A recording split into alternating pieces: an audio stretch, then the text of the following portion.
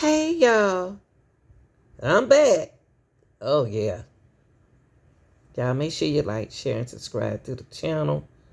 And y'all got to excuse me because the kind of job that I had, we did research, lesson plans,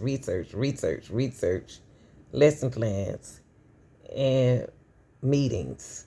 So, saying all of that to say this is a lot of important factors in Nazaria Harris' case. There are a lot of important factors that is conflicted with her, and but she been missing.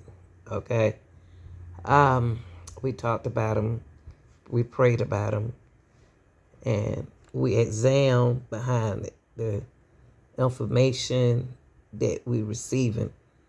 Um, what you're looking at now is the suspect location. Now, I got a problem with the suspect location because he did something unusual. What he did was left his phone in a car when he went to do his dirty work. What his dirty work is, I don't know. I am still stuck on Wilshire and the young lady that he met over there in Alexandria. Two locations that and Parkcrest. Now, I'm just want to give you the end version of this. Not even going to be a long video. But anyway, y'all, the suspect appears to be on here. Okay, in his location. But let's listen to this. Going now to Exhibit 38. We're looking at a lot more rows on Exhibit 38. Can you tell us what we're looking at here? Yes, this is the time period right after we were looking at 7 Mile and Greenfield. That time was all the way up until 22:53.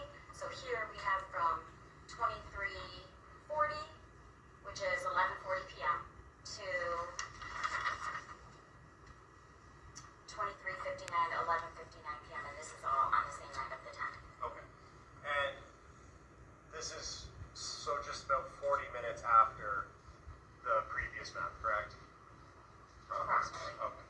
And was there any information in the records that you know between those two times, that 40-minute gap there? They gave us a time in advance records. Okay.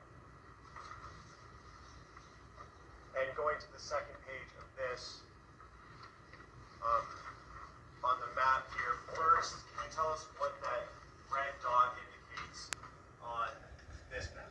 So that red dot indicates 7 Mile and Berg. And in terms of the circles around that, what do those represent? The time in advance distance from the cell tower. So that's all going to be around 7 Mile and Berg area. And is it fair to say then that this phone was interacting with those towers at the times you indicated around the 7 Mile and Berg area? Yes. And can you go back up to the first page? In row 1, what is the time there? Row 1 is going to be on January 10th of 2024, 23:40, which is 11:40 p.m. And then the last row, what is the time on the last row? January 10th of 2024 at 23:59. And that was just because the officer had asked for just that day. It actually indicates that it stays there for a little bit more in the morning. Okay, how much more in the morning, if you know? We actually have it in the next exhibit. Oh, perfect. And so that phone on this exhibit wasn't there from 11:40 to, at the very least, midnight almost on the 10th, correct? The time advance records, yes. And again, this is timing in advance. This is the passive interaction, no input from the phone or the user, correct? Yes, no calls, no text, or nothing. This is just the signals that the base station is getting to the device. And going to Exhibit 39, and can you tell us what we're looking at on the first page of 39?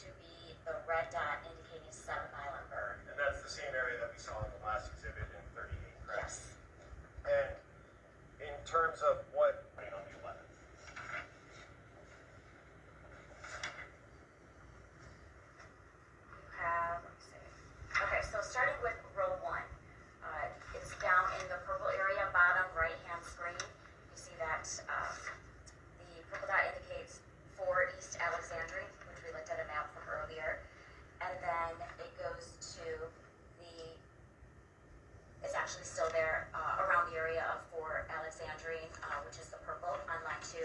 Then you see it start to traveling up to number 3, which is in the light blue area, which is in the middle one, just above the dark red. And then you see it show to the dark blue after the light blue, which is going to be still traveling north. And then that 7 Mile in Greenfield, which is that blue dot, and then going over to the 7 Mile in Berg. And the 7 Mile in Greenfield, we looked at that one, I think it was We green did. 36. Yes. And so where does the phone end up, and at what time is the last entry for the 7 Mile and Berg area? So the 7 Mile and Berg area is at 134.13, number 8. And then you see that big kind of curved line, that's actually going to be line number 9, and that's going to use, the device is essentially, moving away from the location. Okay. 11, Yeah.